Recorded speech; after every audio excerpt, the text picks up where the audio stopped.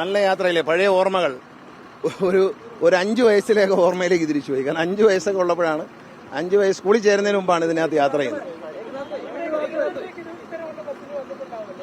തിരുവനന്തപുരത്ത് ഓടിയിരുന്ന വണ്ടിയാണിത്. തിരുവനന്തപുരം സിറ്റിയിൽ ഞാൻ പറഞ്ഞില്ല, എൻ്റെ വല്യമ്മ PR ശ്യാമള സാഹിത്യകാരിയായിരുന്നു. വല്യമ്മയുടെ ഒപ്പം ഞാൻ പോത്തങ്കോടാണ് വല്യച്ഛൻ്റെ വീട്. അപ്പം കുമാരപുരത്തെ ഗണപതി അമ്പലം നിൽക്കുന്നില്ലേ ഇപ്പോൾ, ആ ആലിൻ്റെ അവിടെ ചെറിയൊരു ഗണപതി മാത്രമേ ഉണ്ട്. ആ ആലിൻ്റെ മൂട്ടിൽ നിന്ന് ഇതേപോലത്തെ ബസ്സിൽ കയറി ഞാൻ പോത്തങ്കോടേക്ക് പോയിട്ടുണ്ട്. അങ്ങനെയാണ് എനിക്ക് തിരുവനന്തപുരം സിറ്റിയിൽ ഞാൻ യാത്ര ചെയ്ത് കൂടുതലും അങ്ങനെയാണ്. ഇപ്പം വല്യമ്മയുടെ കൂടെ പോകുമ്പം എന്നെ പിടിച്ചുകൊണ്ട് പോകും. അപ്പം ഞാൻ വല്യമ്മയുടെ കയ്യെ പിടിച്ച് കുമാരപുരത്തെ ആൽമരത്തിൻ്റെ മുട്ടി നിൽക്കും. അവിടെ ഇതുപോലത്തെ ബസ് വരും, ഇതേ കളർ ബസ്. ഈ ബസ്സിൽ കയറി പോത്തങ്കോട് പോകും, പിന്നെ അതിൽ തിരിച്ചു വരും. അങ്ങനെയാണ് ഈ ബസ്സിൻ്റെ ഓർമ്മ. ഈ നിറം ഞാനാണ്, ബ്ലാക്ക് ആൻഡ് വൈറ്റ് ചിത്രങ്ങൾ മാത്രമേ നമ്മുടെ ഉണ്ടായിരുന്നുള്ളൂ. നിറം ഞാനാണ് അവർക്ക് പറഞ്ഞു കൊടുത്തത്. ഇതിന്റെ പേര് തന്നെ ബസ് ഗ്രീൻ എന്നാണ് ഈ നിറത്തിന്റെ പേര്. സർവീസ് ഇപ്പോൾ കിഴക്കേക്കോട്ടയിൽ നിന്ന് പേരൂർക്കട വരെ നമ്മൾ സർവീസ് നടത്തും.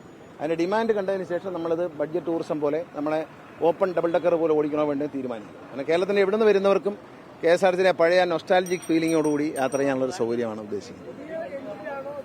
പുതിയ എഞ്ചിനൊക്കെ പുതിയതാണ്, വണ്ടിയെല്ലാം കണ്ടീഷനാണ്, വണ്ടി പൊല്യൂഷൻ എല്ലാ കാര്യങ്ങളും കൺട്രോളുണ്ട്. പക്ഷേ ബോഡി മാത്രം ഈ ഗ്ലാസ്സൊക്കെ മേളിൽ പോയി, പേര് നെയിം പ്ലേറ്റ് എല്ലാം അവിടുന്ന് പോയി.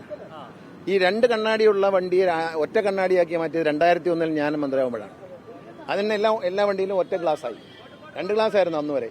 പക്ഷെ ഇതിപ്പോൾ നമ്മൾ വീണ്ടും അത് റീക്രിയേറ്റ് ചെയ്യണം, പഴയ സാധനം. അത് ഏറ്റവും അഭിമാനകര കാര്യം, KSRTCയിലെ എഞ്ചിനീയർ ഉണ്ണികൃഷ്ണന്റെ നേതൃത്വത്തിൽ പാപ്പനംകോടെ ജീവനക്കാർ തന്നെയാണ് ഇതിനെ 2 മാസം കൊണ്ടാണ് ബിൽഡ് ചെയ്തിരിക്കുന്നത്.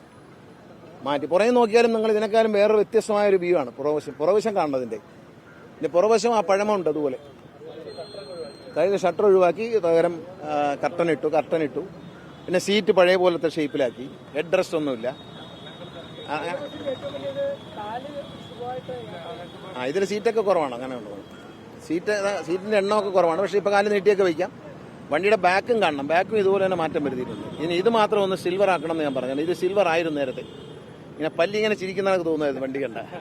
പല്ലിങ്ങനെ വെച്ചിട്ട് ചിരിക്കുന്ന പോലെ തോന്നും. അപ്പം ഇത് സിൽവർ അടിച്ചു കഴിഞ്ഞാൽ വണ്ടി ചിരിക്കുന്ന പോലെ തോന്നും. അങ്ങനെ പഴയ പടങ്ങളെ കണ്ടില്ലേ ചിരിക്കാൻ. ഇതൊക്കെ ഇതിനകത്ത് റൂട്ടിൽ ഓടിക്കാൻ മാത്രമല്ല, ഇതിന് വേറൊരു ഗുണമുണ്ട്.